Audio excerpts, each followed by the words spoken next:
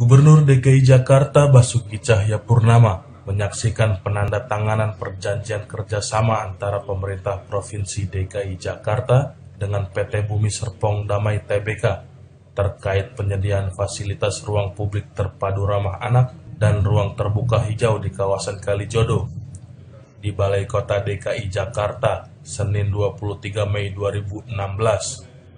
Penandatanganan perjanjian kerjasama sendiri dilakukan Sekretaris Daerah Provinsi DKI Jakarta Saifullah bersama Presiden Direktur PT Bumi Serpong Damai Hari Budi Hartanto.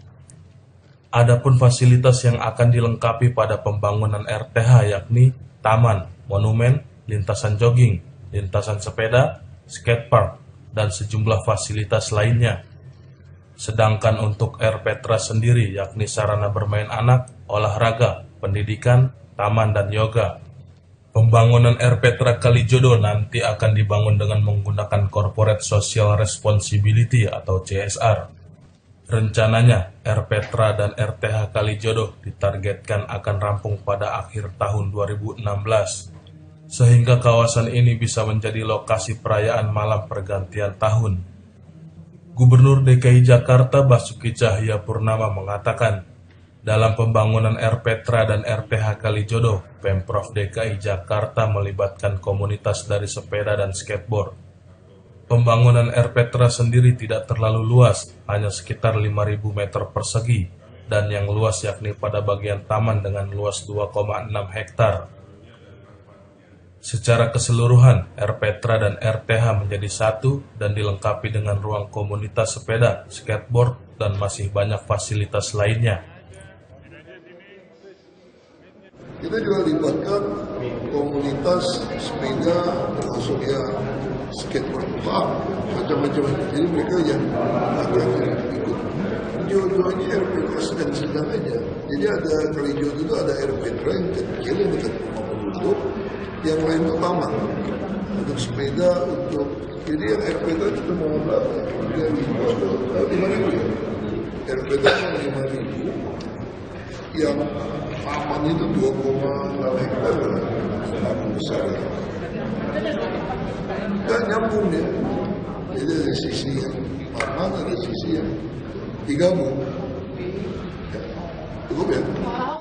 Dari Balai Kota DKI Jakarta, Bayu Suseno memberitakan.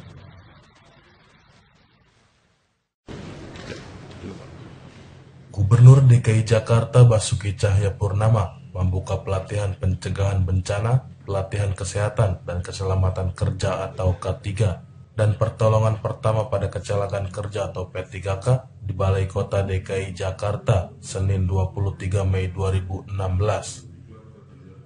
Pelatihan ini ditujukan untuk 22 satuan kerja perangkat daerah atau SKPD dan UKPD seprovinsi DKI Jakarta. Para SKPD ini akan mengikuti pelatihan selama 3 hari. Nantinya, pelatihan dibagi menjadi 2 gelombang yang diikuti 545 peserta. Gubernur DKI Jakarta Basuki Cahayapurnama berharap pada pelatihan ini semua PNS bisa menguasai cara penggunaan alat penanggulangan keselamatan dan minimal mengerti penggunaan tabung apar dan hidran, sehingga para pegawai mengetahui standar operating prosedur atau SOP mengenai kesehatan dan keselamatan kerja atau K3. Lebih lanjut, Basuki menambahkan, nantinya bila terjadi hal-hal yang tidak diinginkan seperti kebakaran ataupun bencana lainnya, maka pegawai sudah siap menanggulanginya dengan menolong dan mengevakuasi. Saya harap pelatihan ini semua PNS siapapun harus kuasai. Minimal Anda ngerti lah tabung itu waktu diambil seperti apa, hidran seperti apa. Saya ingin SOP keselamatan kesehatan kerja kita itu betul-betul kita serius ikuti. Jadi kalau kita ikutin SOP, itu yang membuat bangsa yang sudah maju, dia ikutin SOP untuk keselamatan kesehatan kerja ya begitu. Anda harus cek terus apa yang dilakukan. Kalau yang lain boleh sembarangan, tapi kalau sudah bicara keselamatan, bisa. Nah, saya harap pelatihan ini betul Ini bukan buat saya atau buat siapa-siapa. Ini buat Bapak Ibu sendiri. Siapa tahu memang diizinkan terjadi sesuatu. Sehingga kita sudah siap bagaimana nolong teman, bagaimana kerja yang baik, yang sehat. Ya kan, ada bencana, lari kemana, evakuasi, semua jelas. Tempatnya kemana, itu semua ditentukan. Dan tandanya semua harus jelas. Dari Balai Kota DKI Jakarta, Bayu Suseno memberitakan.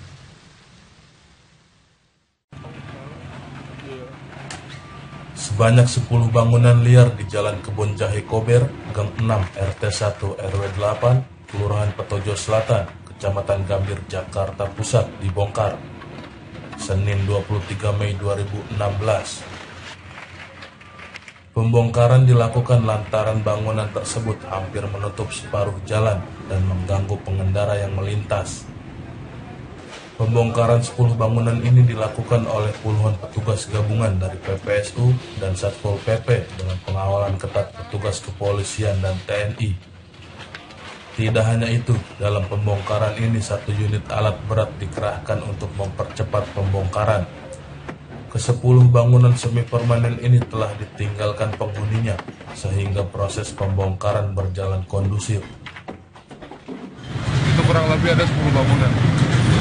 Kenapa sangat mengganggu atau gimana Pak? Karena mengganggu, karena menutupi badan jalan. Jadi masyarakat mau jalan pun cuma bisa 1 motor aja. Sementara lebar jalan udah 3 meter lebih. Ini jalan utama masyarakat. Jalan utama masyarakat, mereka menggunakan setiap aktivitas mereka melalui jalan ini.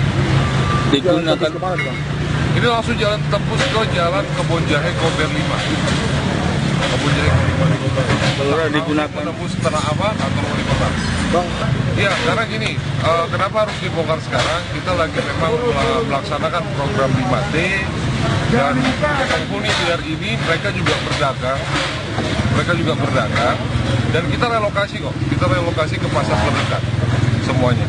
Fungsi jalan lingkungan. ada saluran di bawahnya nggak Pak Lurah? Saluran ada, habis ini anak-anak teman-teman dari Tata Air masuk, teman-teman dari Bina Marga juga masuk semua. Dari Jakarta Pusat, Adi Alfian memberitakan.